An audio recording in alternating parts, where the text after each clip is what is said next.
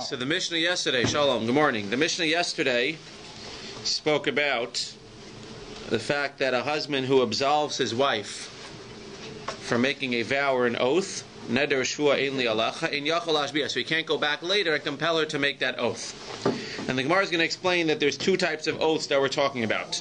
We're either talking about an aputrapi shenases b'chaye bala, talking about a case where a husband appoints his wife to manage his affairs during his lifetime, and now him or his yorshim can or cannot, as we'll see, ask her to swear that she dealt honestly with all of his dealings. That's one type of swear, that the wife dealt honestly with all of the husband's dealings.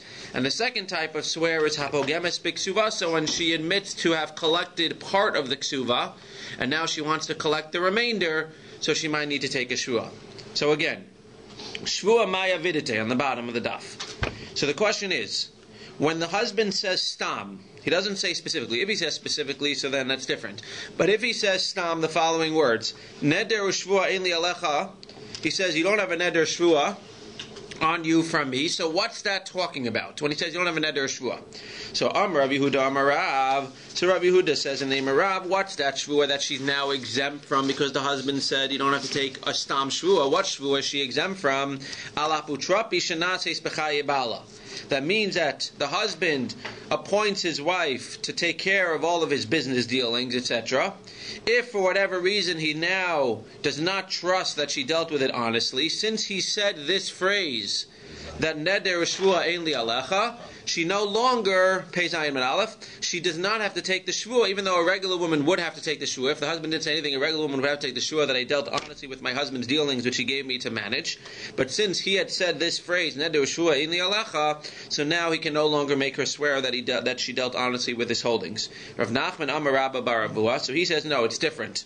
Al hapogemes ksuvah. So when he says stam, you don't have to take a shvua or neder. When he just says that randomly, so what's he talking about? He's saying that if it comes to the point where you say that you collected part of the ksuvah, and I claim that you collected the whole ksuvah, so I'm not going to make you swear to collect the rest of the ksuvah. Those are the two possibilities when he says you will not have to take a shvua. Rav Mordechai Amar l'shmaita kamei de Rav Ashi. So Rav Mordechai says in front of Rav Ashi, Bishlama lemandi Amar lapogemes ksuvasa dimaska daita dilma mitzracha li zuze v'shakilna miksuvase v'amar le kasov li delo mishbasli. So the Gemara is making a very interesting assumption now. The Gemara is assuming that this whole discussion between the husband and wife is taking place at the very beginning, before they get married, or at the very beginning of the marriage. So what's he saying? So we're trying to figure out a case where the woman would have had a taina, she would have made this suggestion, because again, we assume that the husband himself would not make this suggestion. He would not make this neder, the shvua, that you'll be exempt from X, Y, Z, or just this general shvua, which the Gemara is trying to understand, exempts her from X, Y, Z. So the question is, what exactly did she ask her husband to take a shvua on?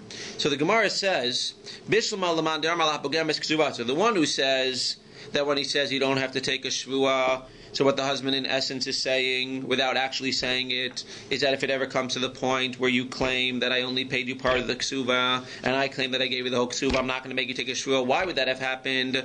Because a woman, when she gets married, she knows that it's possible that at some point during the marriage, she's going to need to collect some of the ksuvah because she'll need some money to go shopping. She'll need some money for stuff that she wants to buy that's not included in the money that her husband's going to provide her. So as part of the negotiations before they get married, she says, I know I'm going to need some money at some point. I don't want to have to take shvuas if I don't have to. So why don't we just make this arrangement that right now, in the beginning of the marriage, if it ever comes to the point, again, you don't want to l'chachila start a marriage like this where you don't trust each other. But if it ever comes to the point, it's a prenup. If it's a sort of prenup. If it ever comes to the point where I get part of my ksuvah because I needed to borrow some money and now I want the rest of it and you claim that I already collected the whole thing, please tell me now that I don't have to swear about that. So he says it makes sense that the husband would agree to that and that the wife would bring that up. But he says, if you're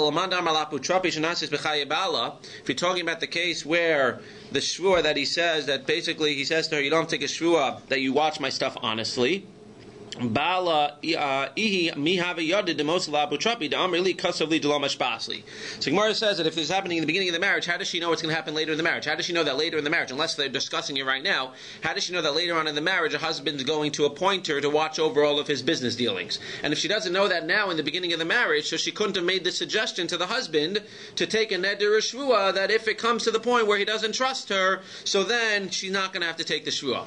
So again, it's the beginning of the marriage, and we're assuming that she made this suggestion, and he says, I understand that she would make the suggestion that I might need to take some money from my ksuva at some point, and therefore please excuse me from ever having to take a shua. That I understand. But according to the Madam, who says that he's excusing her from having to swear about the business dealings, like where's this discussion of business dealings coming up in the beginning of the marriage?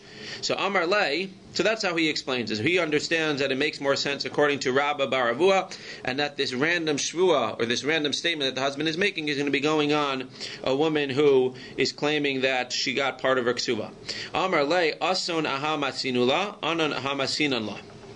Rav Ashi says back to him, you learned that like this, and I'm learning this like that. Okay, what does that mean? He's saying that the Gemara is learning the words of Rabbi Yehuda Amarav in a little bit of a different way. How does he learn the words of Rabbi Yehuda Amarav? As follows. Halcha mikever ba'ala lebeis aviha. So what happens here? So you have where the husband dies, and the wife, in this case, the way that the Gemara is building the case is that the husband had appointed the wife to take care of all of his business dealings. So after the funeral, she went back to her father's house, or she went back to her father-in-law's house, and at this point, she no longer becomes an aputrapa. So let's forget about the discussion for a second. Let's go to this new case. Basically what happens is they get married, the husband appoints this woman to watch over all of his business dealings. Now he dies. So if after the death, she goes ahead and she goes back to her father's house, or she goes to her father-in-law's house, and now she's no longer in charge of the business dealings after the death.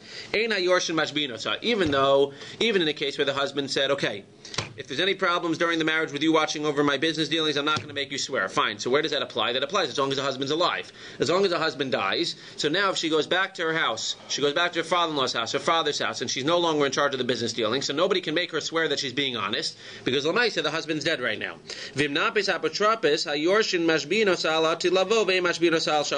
But if she continues to watch over the business dealings after the husband dies, so now if the Yorshin suspect that something is up, so now they can make her take a shvua. Why? Because Lamaisa, the husband excused her from ever having to take a shvua. But now that the husband's dead, the money for all intents and purposes goes to the Yorshin. If it goes to the Yorshin, so now the Yorshin can make her swear if they suspect that she is not dealing with the business dealings correctly. Sha'avra maya vidite. So the Gemara says, what are we talking about? Sha'avar, sha'asid, etc. Amar Yehuda, Amarav. 1 second. So Rabbi Yehuda says in the name of Rav, this is where Rabbi Yehuda Amarav comes and says, Alaputrapi shenases bechai haba'al. This is where Rabbi Yehuda Amarav says that the husband shvua takes effect. The husband shvua takes effect when the husband, it's not a shvua, I'm sorry. The husband statement which says that you do not have to take a shvua if there's any question, maybe you're not dealing honestly with my stuff, then that takes effect as long as the husband is alive. But as soon as the husband dies, then the Yorshin can go ahead and make her swear. And Rabbi Yehuda Amarav adds, Aval be'misa lekvura mashbinanla. Even between the misa and the kvura, they can go ahead and make her swear. Lamaisa, assuming that she's still in charge of the stuff. Why? As we'll see in a second, because the husband's dead, and therefore the excuse that he gave her to not be able to not have to swear anymore, that's gone. Rav Masna Amar, very interestingly, he makes an exception, and then we'll take the questions. Afilu bein misa lekvura lo mashbinanla. In Svara, it makes sense to say that the husband excused her from ever having to swear. Husband excused her from having to swear. What happens when the husband dies? If she's still taking care of the business dealings of the husband, it's not the husband's business dealings anymore, it's the Yorsh's business dealings now. And therefore, they didn't give her the excuse, they didn't give her the pass, and therefore if they suspect that something's up, they can make her swear. That's what Rabbi Yehuda Amarav says. Rav Masa says, I agree with you. I agree that once the husband dies, the Yorshin can make her swear. But I have one exception. Between the time that he dies and the burial, they cannot make her swear. Why not? Because, what? Because we assume the Amri Nahardai, because Nahardai tell us lecharga ulemizone ulegvura, for taxes and for food and for kvura mazbeninan below achrizasa. So the Gemara tells us that Nahardai tells us that you're allowed to sell his estate for the burial costs without publicizing the sale. So what's going to happen? He's going to die. She's going to be in a whole tumult. She's going to have no choice. She might not have any money at this point. She's going to have no choice but to sell some of his stuff at what? At a discount, because she just needs to get him buried. So if we make her swear now that she dealt honestly with the business dealings, yes, it may have been honestly, but it wasn't really honestly, because she sold some of the stuff at a discount. And therefore, since we're afraid that if we make her swear that she dealt totally honestly, even between the Misa and the Kvura, what's she going to do? She's not going to sell anything, and she's not going to want to get involved, because ultimately she doesn't want to take a shvua, and therefore what's she going to do? Therefore she's not even going to bury her husband. Therefore Rav Masna makes an exception and says, you're right. After the husband dies, his excuse, his pushing off and saying you don't have to swear, that falls down by the wayside. And therefore the Orshin really could make her swear. I agree with you, Rav Yehuda Marav. But I'm making an exception that since there's such a tumult over here in the time between the Misa and the Kvura, where she has a right, quote unquote, to go ahead and sell the stuff for a little bit of a discount, so we're not going to make her swear that she dealt honestly, because at the end of the day, bottom line, she didn't deal honestly, but she had no choice. There was just too much going on. She needed to get rid of the stuff. She needed to get money for the Kvura, and therefore we're going to make an exception in order to ensure that he gets buried. We're going to make an exception and let her go ahead and not take a shua for that time between the Misa and the Kvura. But I agree with you that after the Kvura, unless she goes back to her father's house, her father-in-law's house, i.e., unless she no longer is in charge of the husband's business dealings, in which case nobody can make her swear based on the past, because again, the husband excused her from any swears as long as he was alive, unless she goes ahead and she now is continuing to run the business dealings of the husband after he dies. So in that case, everyone agrees after the Kvura that if anybody has any questions, if the Yorshin have any questions or tainas that she's not dealing honestly, then the Yorshin can go ahead and make her swear, because the excuse and the fact that her husband said you never have to swear about this stuff, that only applies while he's alive, but once he's dead after the Kvura, that no longer applies. Are you saying that it's not even allowed for the Baal to say Gilu Das that Olam that? So we'll see that for a second. We'll see that in the next Gemara. We're assuming here again. This is a case where he said stam. This is where he said stam. That right. The Gemara's lashon was neder shvua ein li alecha. But we're going to see actually in 1 second in the Gemara that there are different wordings to different phrases that he could have said, and depending on what he said at the time, we'll say whether it's dafka while he's alive or includes even after he dies for the Orshin as well. Excellent. So does he make a shavua, or does he make? He's not making a shavua. He's making a statement that shavua, because he's allowed to make a statement. The Gemara says he's allowed to make a statement that neder u'shvua ein li alecha. It's a binding statement that you will not have to take a neder shvua. What's it talking about? So we established that according to this mahalech, it's talking about the fact that if there's ever a question about whether she's dealing honestly with his business dealings, he's excusing her right now in the beginning of the marriage from ever having to swear regarding anything to do with managing his business dealings. It's his word about this, but it's his word about this, which excludes her from having to make a shvua that she would have had to take. Because if he never says this and she's taking his business dealings, then there's a shvua that he can enforce her to take in order to go ahead. Did he write it, or he just says it? It sounds like he just says it. Okay? Alan. Clear. Alan was the first question. I know, but hopefully I answered it. Yeah, that's why. Just in the middle of a thought. So, thank you. Do you want to say the last name for the tape, or no? You don't want to? Al President. Al President. Okay, perfect. Fine. BAYT there. Let's give him cover. Where are we?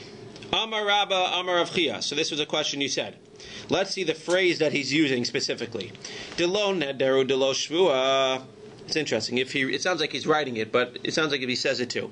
If he writes or says, you will be without a neder or a shvua, so that means hueino yachol ashbia. So now he cannot be mashbia her while he's alive. Aval yorshin mashbinasa. So that's the case. What we're talking about where it doesn't fall to the yorshin after he dies. Naki neder naki shvua. You'll be clean from a neder, clean from a shvua.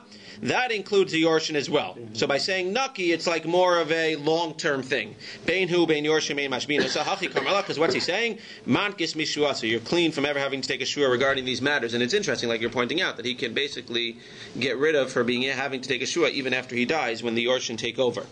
Says the Gemara weiter. Rashi says in katav lo alashon.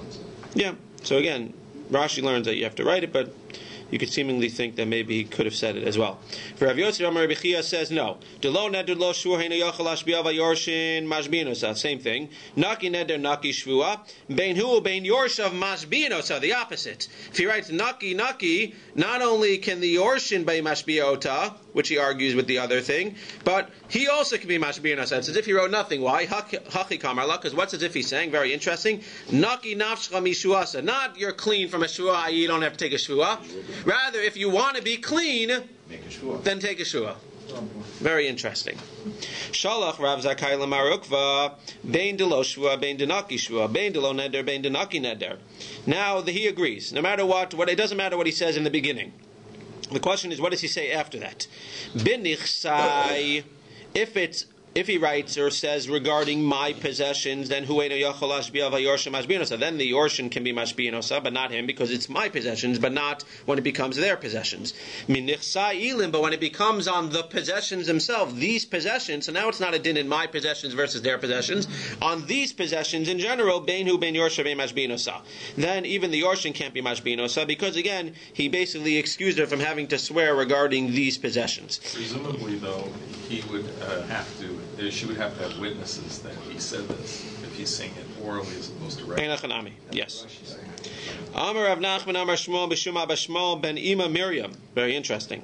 Bein Delo Shua Bein Denaki Shua Bein Delo Neder Bein Denaki Neder Bein B'Nichsai Bein B'Nichsai Ilan. So he excludes and says it doesn't matter if you say any of those, or even if you say Nichsai Ilan and Nichsai Bein Hu Bein Yorshav Ein Mashbino. So, in general, by the letter of the law, nobody can ever have her swear. Very interesting. So he's being the most makil in terms of her. He said, but I have a little bit of a problem. According to the letter of the law, she never needs to swear. But what do you want me to do? The Chachamim said a rule, that anybody wants to collect from the Yisomim need to take a shua, and therefore when it comes to the Yorshim, she needs to take a shua. Obviously, the other Mandi Amars, who are saying that sometimes she can that sometimes she's excused from swearing even from the Yorshim, so seemingly the other Mandi Amars would say that this rule does not apply. Or I would argue that this is not a case of Habali Para B'Nichsa Yisomim. She's not taking anything from the Yisomim at this point. It's not even hers. They're accusing her, again, of quote-unquote misdealing with the husband's stuff. So one can argue that that rule doesn't necessarily apply. But the way that he's learning it is that rule applies, and therefore, anytime the Yorshim are involved, she does need to take a shua. These are our favorite Gemaras here, where it just rephrases the whole thing. V'ika damasni la, da'amri la masnisa, where there's actual brisa, Abashal ben name of Miriam Amar ben Delashua ben Denakishua. The only difference here is that it's quoted as a brisa, not in the name of Rav Nachman Amar Shmuel. But there's a brisa that says ben Delashua ben Denakishua ben Delo Neder ben Naki Neder ben Menichse ben Menichse Yilin ben Hu ben Yorshav Emash ben Osava Ma Esa Shavei Amar Chamim Habali Par Menichse Yisomim Lo Yipar Ela Beshua. So Amar Rav Nachman Amar Shmuel, instead of quoting it in the name of Amar Rav Nachman Amar Shmuel, it's just saying now he passes like this brisa halacha keben ima Miriam. Shkoyach. Okay, right there, Mishnah.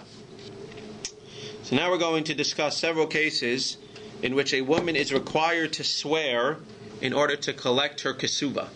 Very interesting cases. Let's see. Hapogemes ksuvasa lo tipar ela b'shvua. Erechan meidash yiparua lo tipar ela b'shvua. Minichse yisom minichasim b'shibadim v'shalo b'fanav lo tipar ela b'shvua. So these are the 5 cases where she needs to make a shua in order to collect. So let's see the cases. Ha-pogemes ksuvasa keta. What's the case of pogemes ksuvasa? Where she's pogame. Right? Pogame is like when you have a basa b'cholov, you have, right? Pogame is like you take like, what? You make it defective. So what does it mean that she was defected her ksuva? How did she defect her ksuva? Haisa ksuvasa elav zuz. So her ksuva was 1,000 zuz. V'amar la, and he said to her, "His kabalta ksuvecha. You took your whole ksuva. You already got paid the ksuva." V'hi omeres lo his kabalti ela maneh. So she says, "I got a maneh. Lo tipar ela b'shua." So she needs to swear in order to get the other 900. Why? Modeh b'mixas hatana yishaiva. We're going to say in the Gemara that it's not true. It's not modeh mixas. She's not modeh mixas. She's a person giving. Perfect. So the Gemara is going to bring this up. At first glance, the Gemara is going to say that it's modeh b'mixas. And at second glance, the Gemara is going to say, what do you mean it's modeh mixas? Modeh mixas means you owe me money. I say you owe me money. And you say I paid you. So the shvua gets you out from having to pay more. Modeh b'mixas doesn't get me to collect based on taking a shvua. That's the difference the Gemara is going to point out, but not to get ahead of ourselves. Weiter. Eid echad meida shehi paras ketzad. What's the case of an eid echad says that she paid? So the case is haisek ksuvasa elav zuz. The same case. V'amalai skabalta ksuvech. They said you got the whole thing. V'hi omeres lo his kabalti. Not that she didn't say only got a money. That was the first case. Now she said I didn't get anything. Okay, if she didn't get anything, so then what's the shua? She should be able to collect the 1,000 zuz, right? Because only when she admits to getting part of it does she have to swear. When she says I didn't get anything, then she should be able to collect without a shua. Why should I take a shua here? Because here eid echad meida shehi parah, but you have an eid echad who supports the husband's claim. Lo tipara ela b'shua. So if she would totally deny getting the ksuva and there was no aid, so then she could collect the whole ksuva without swearing. But once there's an eid echad that says, like the husband, that she already collected the ksuva, now she can still collect, but she needs to take a shua. Why do we give 1 aid any koach at all? Again, so the Gemara is going to get to it. Minachasim mishubadim ketzad. What does it mean? You just noticed that in the Mishnah, when it brought down the case, it brought nichsa yisomim first. Just a side point. I didn't see any Rishonim to talk about it. Minachasim mishubadim ketzad. What does it mean that she needs to swear if she wants to collect from nechasim mishubadim? It's a case machar nechasav lachem, where the husband sold this stuff to other people. V'hi nifras min al kochas. Now he has no money, and she wants to collect her ksuva from the people who bought it from her husband. So loti parela b'shvua. So she can only get it from them if she takes a shvua. Minichsa yisomim ketzad. Meis v'niach nechasav liyisomim. So what does it mean that she has to swear if she wants to get from the yisomim? So if he dies, v'hiniach nechasav liyisomim, and he left the nechasav for the yisomim, v'hi nifras min ha-yisomim, and she wants to get from the yisomim, loti parela b'shvua. She can only get it with a shvua. Now, obviously, or seemingly, these are cases where the person is denying the fact that she gets the money. She doesn't have to swear every time she brings a ksuva. If the yisomim agree that this is a good ksuva, so then she doesn't have to swear every time, or else everybody would have to swear today. It seems like only when the lakuchos are saying this is not a good ksuva, or the yisomim are saying this is not a good ksuva, or shelo b'fanav, as we'll see in a second. But in those two cases, that's where she needs to swear. But seemingly, if she brings it to the lakuchos and they say, okay, it's a good ksuva, here it is, or she brings it in front of the yisomim and they say, you're right, here's a ksuva, so then seemingly she wouldn't have to swear. But shelo b'fanav case. So what's the case where she wants to collect the ksuva? Shelo b'fanav. Halach lo medina tziyam. He divorces her, and he finally goes on the vacation he's been waiting for. V'hi nifra shelo b'fanav. But now she brings a get, and she brings a ksuva in front of Bezin and says, he went on vacation, but he didn't pay me the money before he left. So then, if she wants to collect and he's not here to say his part of the story, then eina nifra sela b'ksuva. Then she needs b'shua. Then she needs to take a shua. So those are the 5 cases where she needs to take a shua in order to collect. Rab Shimon Omer. So Rab Shimon says, Rab Shimon Omer, Kol zman shehi toves ksuvasa, hayorshin mashbinosa. Anytime she wants a ksuva, the yorshin can be mashbinosa. What does he seem to be adding? This seems to be talking about what we talked about in the last Mishnah, but it seems like he's adding over here, v'imena toves ksuvasa. The Gemara is going to talk about it, ena yorshin mashbinosa. If v'imena tovas ksuvasa, if she's not being tover ksuva, then the yorshin cannot be mashbinosa. And again, the Gemara will talk about what he's adding. Fine. This is back to the discussion we talked about Modeh b'Mikzas. Savarami barchama l'meimer. Let's go back to the case where, again, the first case, habogemetz b'ksuvasa. The first case where the ksuva is 1,000 zuz. He claims he already paid the entire ksuva. She claims she only got 100 of it. So we said she needs to swear to collect the other 900. So the Gemara says, Samarami barchama l'meimer shvur deraisa. So Rami barchama says, what is this? This is a shvur deraisa. Because what is this? The katayin masayim v'kamod delei b'meya havi lehoda b'mikzas atayna v'cholamod b'mikzas atayna yishava. Exactly what you were saying. The Gemara assumes this is a shvur deraisa because it's modeh b'mikzas. So Amar Rava state shuvas davar. So Rava says the response that he had over here in the shir. So Rava says no, it's not a modeh b'mikzas for 2 reasons. First of all, the case of modeh b'mikzas again is when you swear and now you don't have to pay. So I say you owe me 500 and you say I only owe you 200, so now you could swear about the remaining 300 and not pay.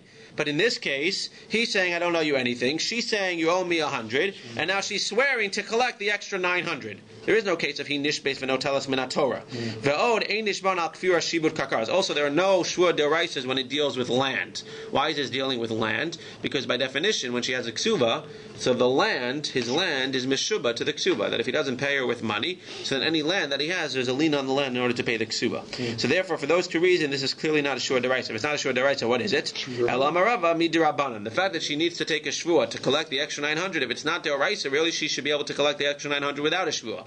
But the rabbi said she needs to take a shvua to collect the other 900. Why? Depara diek demifra lo diek. Because the person who's paying money in general is very careful to keep records. Demifra lo diek. When you're getting money, so you throw money at me. I don't care. Give me money, and I'm not going to keep track because what's the big deal? You gave me money. If you give me some extra money, so then you give me more money. So the person who's paying, i.e. the husband, is going to be very careful. So when he says, I paid you the whole thing, we have to assume that he wrote it down, I paid the whole thing. I mean, we're not going to assume he's lying, even though it's possible he's lying.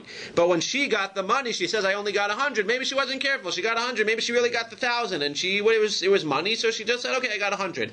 But she really got 1,000. So you assume the guy who's paying is more meticulous than the person who's receiving. That's what the Gemara says. V'ramu rabbanan shvua Allah ki hechi detidok. And therefore they make her take a shvua so that she'll be careful, and that when she gets the money, she'll be careful and not just do it haphazardly and just assume, oh, okay, whatever, I got. She'll be careful, and when she gets 100, she'll be very careful and know that she got 100, and therefore she needs to take a shvua for the extra 900. So why do they make it more particular for a woman who does it as opposed to any transaction when the other guy only gets half part of it?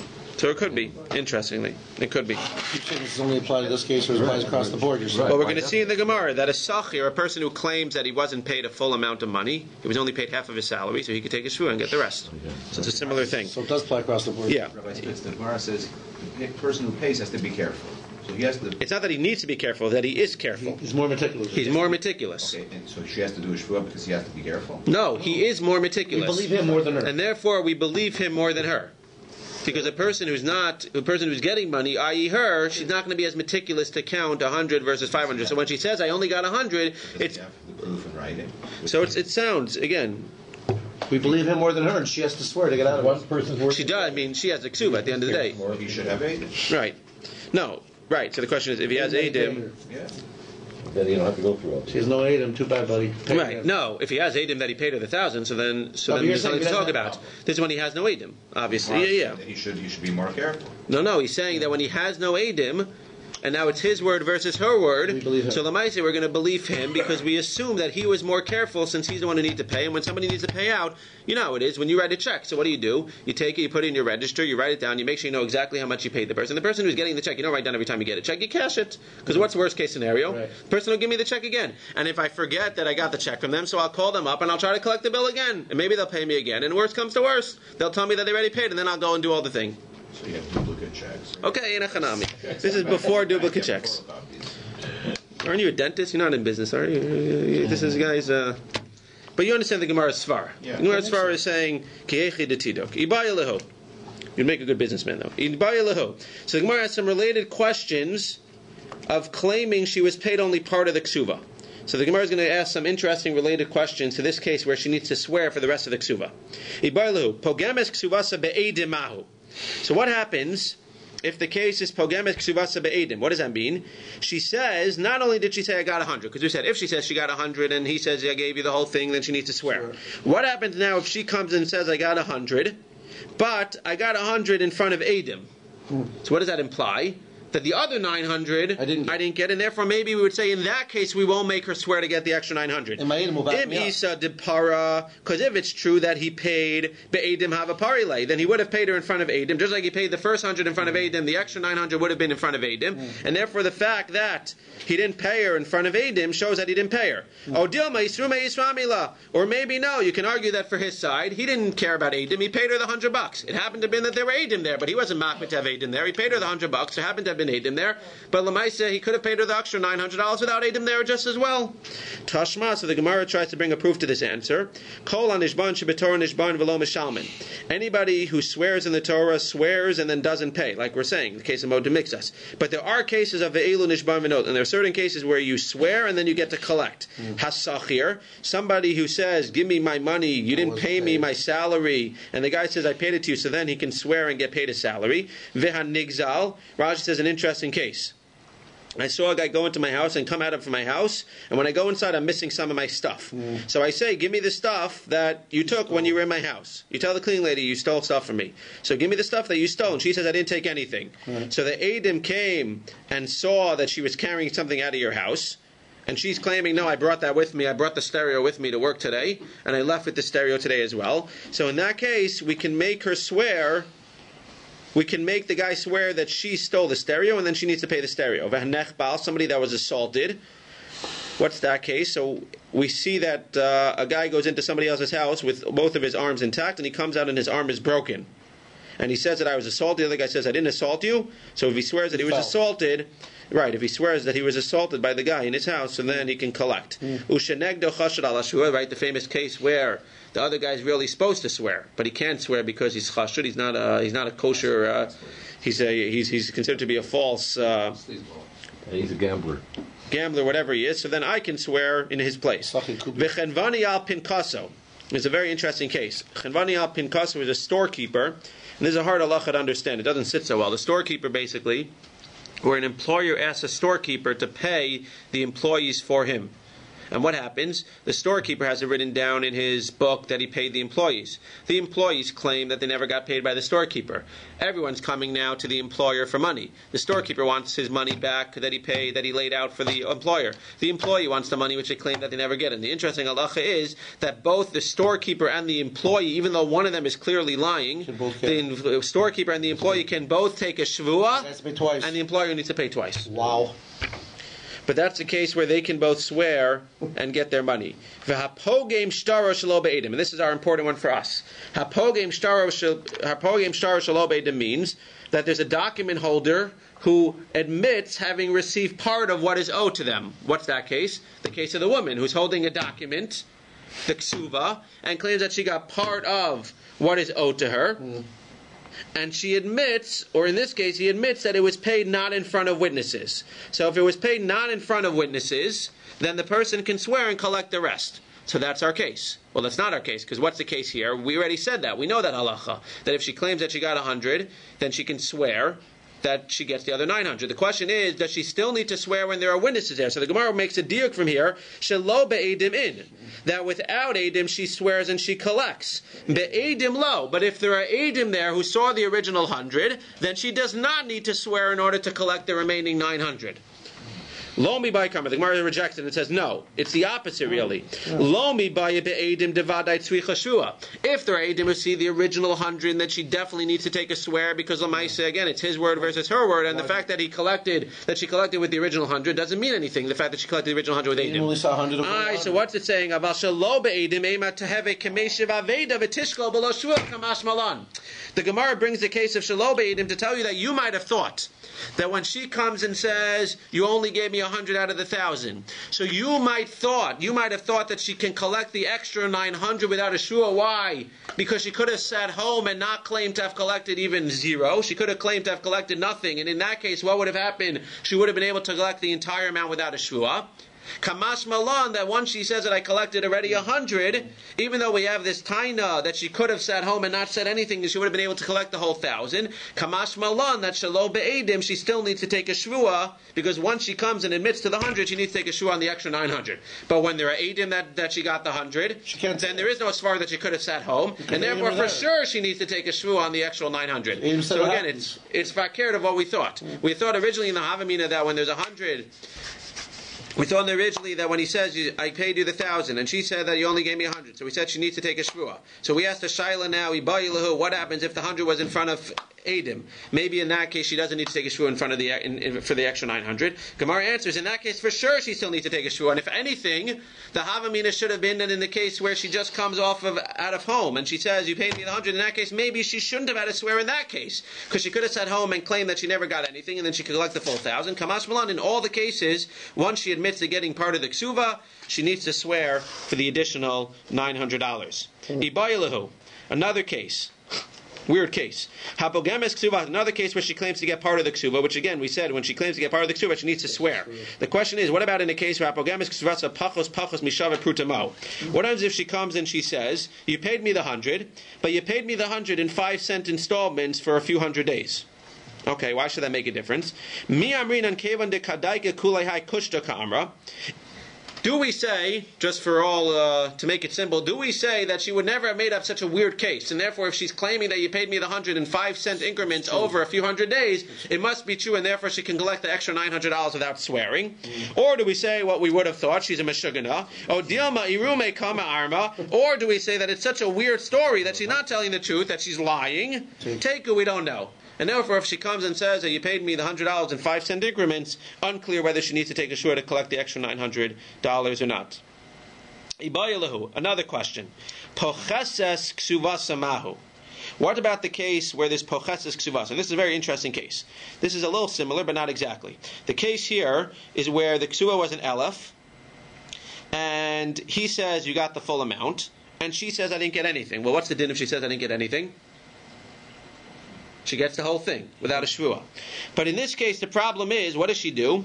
She says, I didn't get anything, but for some reason, well, she's an honest lady. She says, I didn't get anything, but even though the ksuva says 1,000, I only am supposed to get 100. Oh.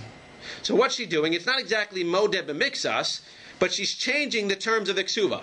So in a case where he says, I paid you the 1,000, to her detriment. Right. In the case where he says, I paid you 1,000, and she says, you didn't pay me anything, so she collects the full 1,000. No, in the case where he says, I paid you the 1,000, and she says, I collected 100, sure. she has to take a shua to collect the 900.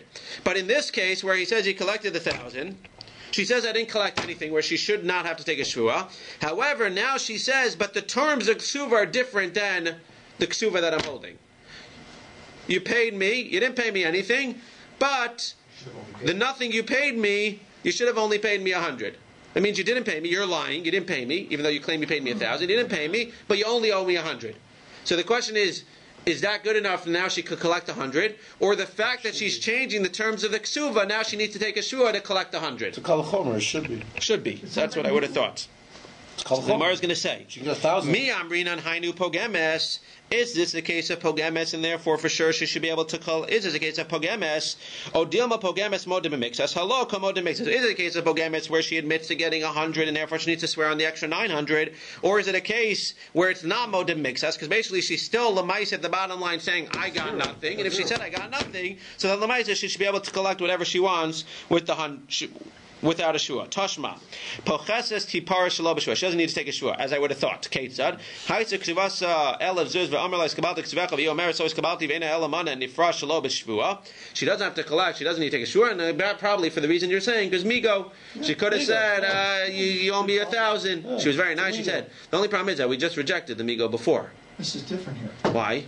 Because in this case, it's not Denying everything. she's not saying she collected anything. She just, it's such a good spar saying, oh, he only owes me 100 instead of 1,000. There's only one problem. How's she collecting the money now? The Gemara is going to ask. How's she collecting the money? The ksuva doesn't She say has a 100. ksuva. What is she holding up and saying? Nothing. He owes me 100 based on this ksuva. Ksuva says 1,000. But this ksuva is Ceramic. face. This is wrong. fake. It's Wow, wrong. it's null and void. So she wants to collect now. Very nice. You're right. She has a migo that she could have said you owe me 1,000, but now she's basically saying you owe me 100 based on what? Based on this ksuva. No, it isn't. But this No, it ksuva, isn't. with her own mouth, is saying this is a fake ksuva No, it isn't. because it's not $1,000. You only owe me 100. So this is not the real ksuva. So how's she getting the 100? So how's she going to get the 100? That's the Gemara's question. B'mai gabai. So now that the Gemara proved that she doesn't need to take a shua, now the Gemara says, beautiful. Gemara's beautiful. So now the Gemara says, but I don't understand. So then how she can collect anything? B'hai star, with this star. Hai star chas v'yamahu. This star is, according to her own words, it's a made-up star. So Amar Rabba, Brei Derava be'omeres amana haisa li beino leveina. No. What's he saying? He's saying this is the real star. She's saying this is the real star. So then, lady, why does it say 1,000? Because he gave me a star with 1,000, but we made up between us that he's only going to have to pay us 100 when the time comes. Lady, why would you make this up? Well, you see, I was 19 years old. My parents didn't want me to get married to the guy. They said, if he's rich, you can marry him. So how do we show my parents that he was rich? So in the ksuva, he wrote that he'll pay me $1 million when we get divorced. I showed it to my parents. They were very excited. The guy's going to give me $1 million. But we made up between... Right, she said, marry him and then get divorced. Get your $1 million. So she's claiming now and saying, this is a real star. But we made up between us that even though it says $1 million on the star, Lamaisa, when push comes to shove, so I'm only going to collect $100. Seems like a very It's nice not in woman. writing. It's only verbal. It's only verbal. Because if it was in writing, she could show it to me. Right. She seems like a nice woman. I don't know why he's divorcing her, but she seems like a nice woman. But okay, Lamaisa, that's the case over here. All our wives should be as. Well, maybe your husband What? died. Maybe he died. No, but here he's Claiming from him, you're right. overtime. Yeah. Okay. Weiter. So that's the case over here. So it's not a chas v'yamu. Let's just finish up. Eirachan meida shi parua. One more minute. So we said the other case where the woman is required to swear to collect her ksuva is when he says, I paid you the $1,000. She says, you paid me nothing, i.e. she should be able to collect it without swearing. But an Eid Echad comes and says that he paid you the $1,000. So then she still doesn't, she's not off the hook in the sense that she doesn't lose her $1,000, but she needs to swear now to counteract the Eid Echad. So Savarami Bar Chama Lemei Shua Daraisa Dichsiv Lo Yikom Eid Echad B'Ishlachol Avonu Chagatat. So we want to say this is a Shua Daraisa that the Eid Echad is being mechayiv for her, because we see in the pasuk Lo Yakom Eid Echad L'Chol Avonu L'Chol Chatas. He can't make you bring an Avon or a Chatas. Says the Gemara, which they learn the drasha L'Chol Avonu L'Chol Chatas Udeino Kamaval Kamu L'Shvua, that an Eid Echad can make you make a Shua V'Amar Mar Kol Makom Sheshnayim Mechayiv Nosa Mamon Echad Mechayiv a Shua. Anytime that two people would be able to be mechayiv Mamon, so one can be mechayiv a Shua. So they want to say that when the Eid Echad comes and says that the husband paid you the $1,000, she needs to take a Shvua to collect the $1,000, which she's claiming she got nothing. So in that case, the Gemara is suggesting that that's a Shua Daraisa. So again, Amar Mar Kol Makom Sheshna Amar Rava states Shua Sadara. I'm going to prove to you twice that it's not a Shua Daraisa. First of all, Chad L'Chol Nishban Shvator Nishban V'Lo Mesham V'Nishbas V'No Teles. First of all, any time again, Shua Daraisas are only, even with the case of an Eid Echad, Shua Daraisa is only when a person takes a swear to not have to go ahead and pay something. It's never when a person like this, the woman is going to take a swear to collect the $1,000. Also, since there's land involved, the same thing the Gemara said on the top, it can't be any Shua Daraisas that involve land. Ella Amar Rava. Midirabanan. The shvua in this case that she needs to take is only midirabanan to collect the $1,000. Why does she need to take a shvua? Kedei lahafiz daito shabal, in order to keep her husband's das tame, at ease. Very unclear to me what this means. Again, they're getting divorced, so it sounds like we want in general to keep husbands at bay and to keep them happy by knowing that if it ever comes to the point where there's a ksuva and you claim to have paid it and she claims to not have gotten it, and an Eid Echad comes and says that you paid it, I want to keep you at ease right now, all husbands in the world, by knowing that in a case like that, the woman would have to take a shvua in order to collect. Okay, that seems to be the Gemara. We'll pick up again tomorrow morning.